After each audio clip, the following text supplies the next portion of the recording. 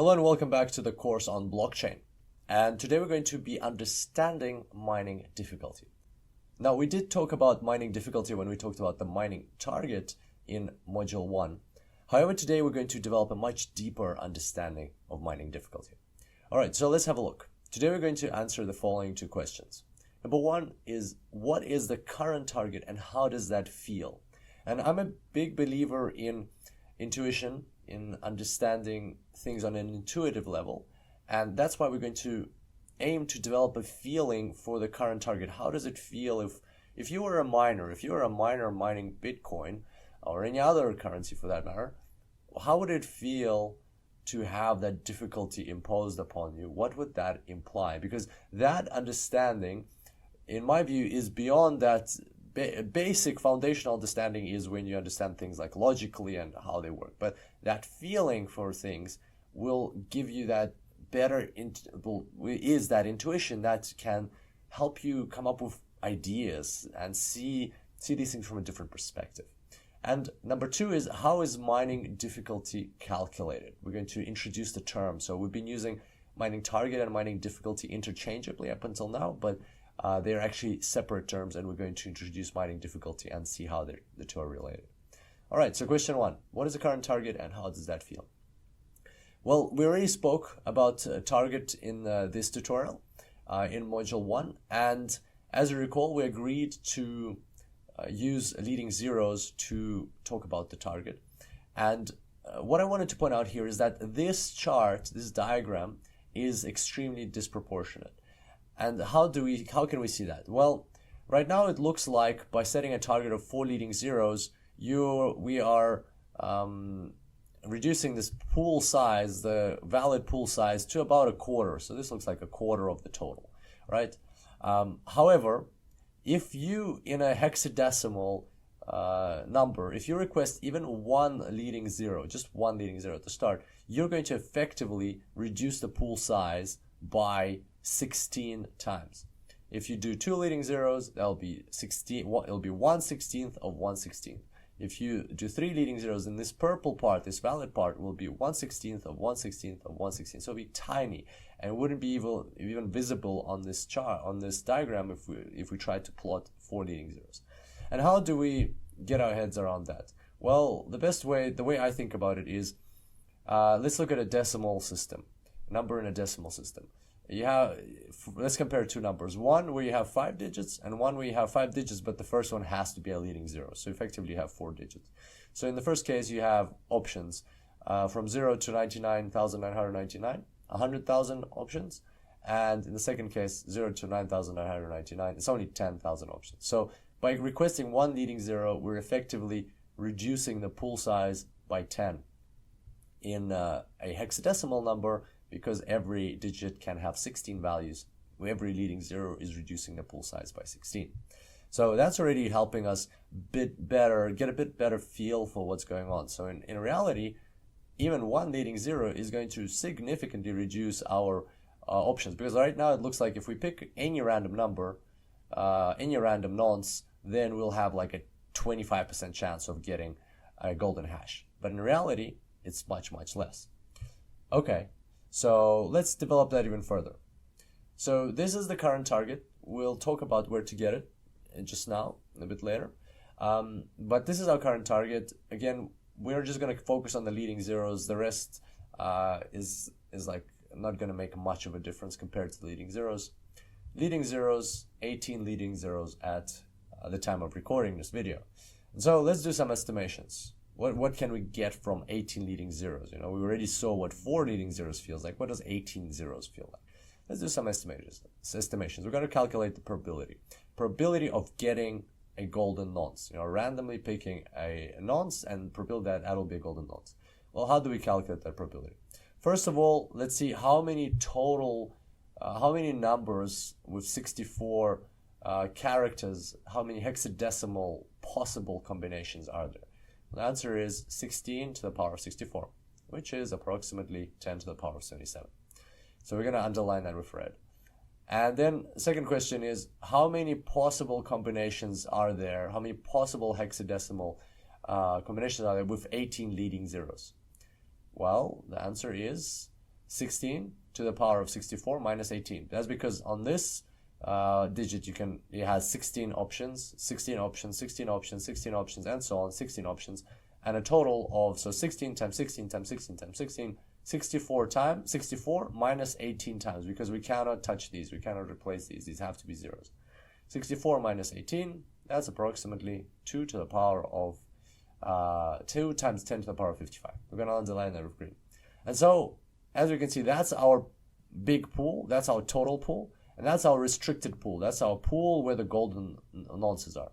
As you can see, it's quite a lot of numbers, 10 to the power of 55. That's a lot of numbers. But in comparison to this one, it really fades. 10 to the power of 55 is almost nothing compared to 10 to the power of 77. And so the probability that a randomly picked hash is valid, or that a hash generated by a randomly picked nonce is going to be a valid hash, or a golden nonce is going to come from it's going to be a valid hash, basically. So the probability of that is 2 times 10 to the power of 55. That number divided by that number that's what we were after. That's the feeling. So just look at that number. That's the percentage probability of getting that the nonce that you pick is going to be a golden nonce. That's like a randomly picked nonce. How does that number make you feel?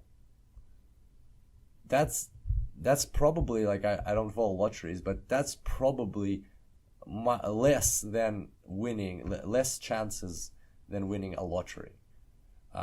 How insane is that? That's what miners are doing. So no surprise that there's, like, those machines are working and working and working, because the probability that any given nonce is going to generate a valid hash, and therefore that machine or that miner is going to be allowed to create the block, is so low, is tiny.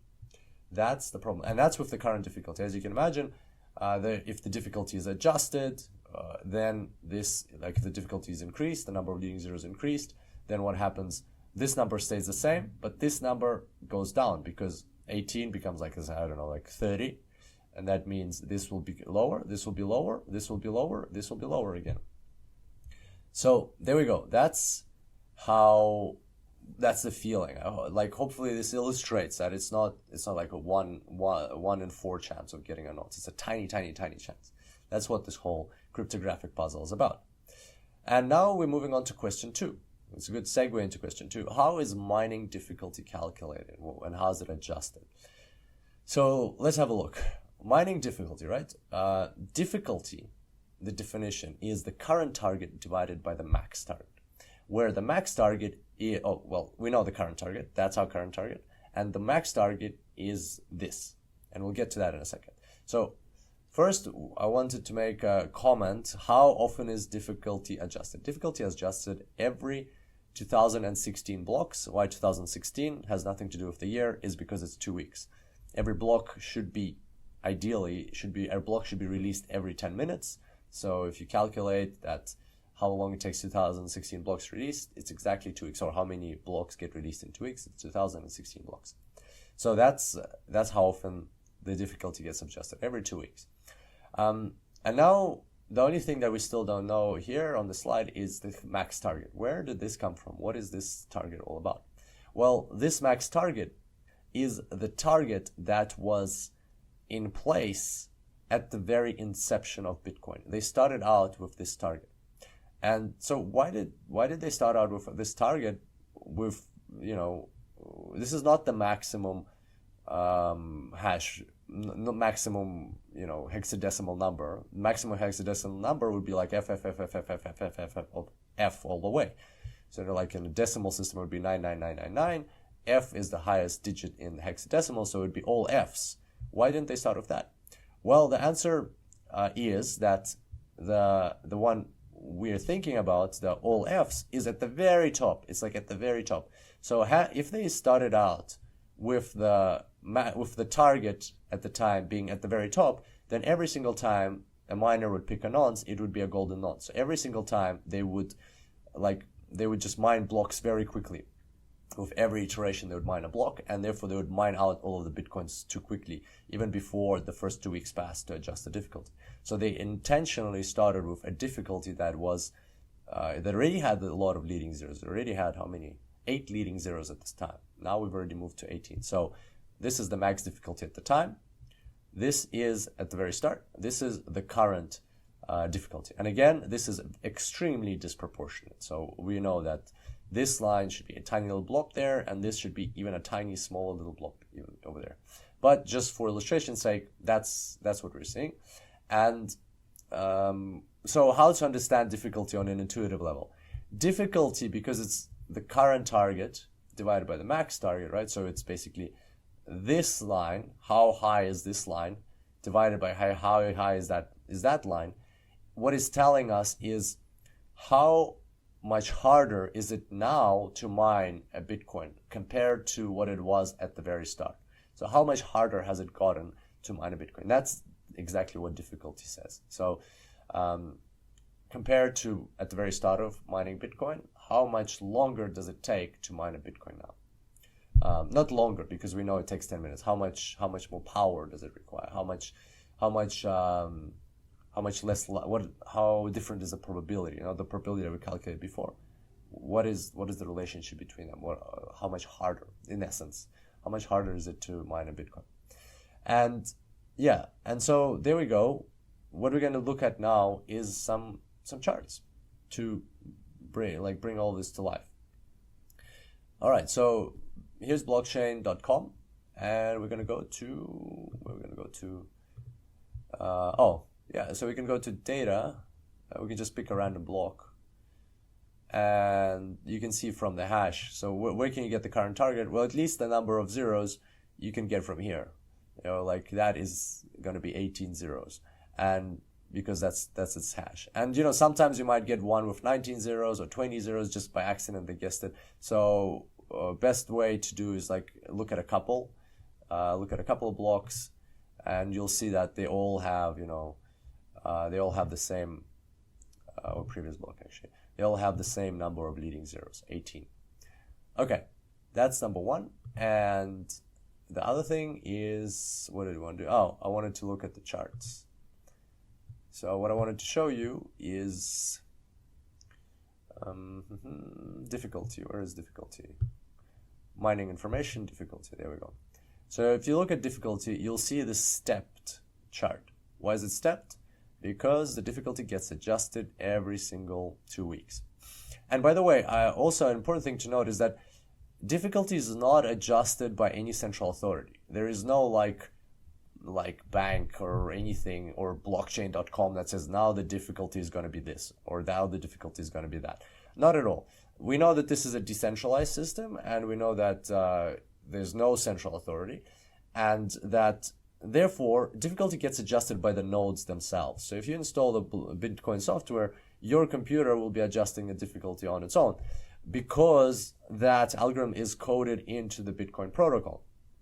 And yeah, and so they just all synced up in the sense that they know when, you know, the 2 weeks started and when the 2 weeks ends and so on. And like every 2 weeks, your own node is going to look at, okay, so how long did it take for the past 2016 blocks to be mined? And it knows that it takes about 10 minutes. It should take exactly 10 minutes to mine a block. So it should be 20,160 minutes. If it's more or less than that number, then the difficulty gets adjusted.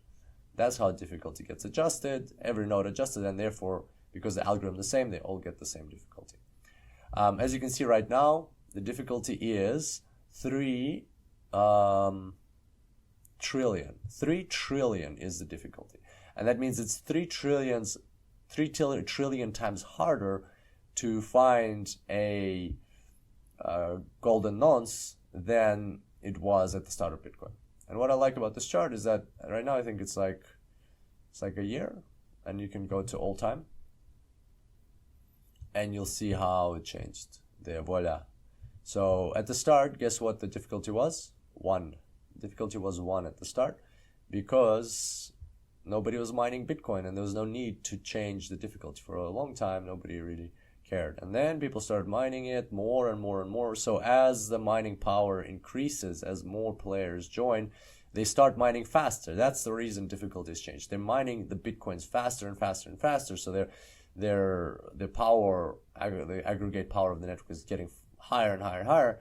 And so the algorithm has to adjust in order to keep that consistency of releasing a Bitcoin or releasing a block every 10 minutes. In order to keep that consistent, the difficulty has to be adjusted. And the difficulty is adjusted, as we saw, through the number of leading zeros. So as you can see, it's a complex system overall, like philosophically. But what I like about it is it's beautiful in its elegance. It's beautiful in its simplicity. That all they're doing is they're changing the required number of leading zeros every 2 weeks. And that is keeping under control this whole swarm of miners and industrial level mining organizations and mining pools, as we'll see. That is all under control by a simple algorithm. And then if you compare that to banking, right, to the normal fiat currency, what do we have there? We have a central authority that is struggling to keep the economy under control by using macroeconomic factors such as or policies such as interest rates, right? So like we're going to increase the interest rate or decrease the interest rate, like the Reserve Bank of Australia increases or decreases the interest rate every quarter, as far as I know. And I think they're doing an alright job, but like still, it's so much calculation, so much work, so difficult, and there are countries that are not doing that a good of a job, and they have incredibly high inflation, or their currencies are going like getting becoming non-usable, and they have crises and so on. But at the same time, here we have something so simple compared to those systems, and yet it works. It works like magic, and it's able to keep under control. The proof that it works is that it's able to keep under control so many different players that have been coming up with different ways of mining. They use CPUs and GPUs and ASICs. We'll talk about this, and still the system works. The system is just prodding along. So very cool, and puts it into perspective how a decentralized system can actually perform as good or even better than a centralized one. All right, so there we go. Hopefully now you know everything about mining difficulty. And on that note, I look forward to seeing you back here next time. Until then, enjoy blockchains.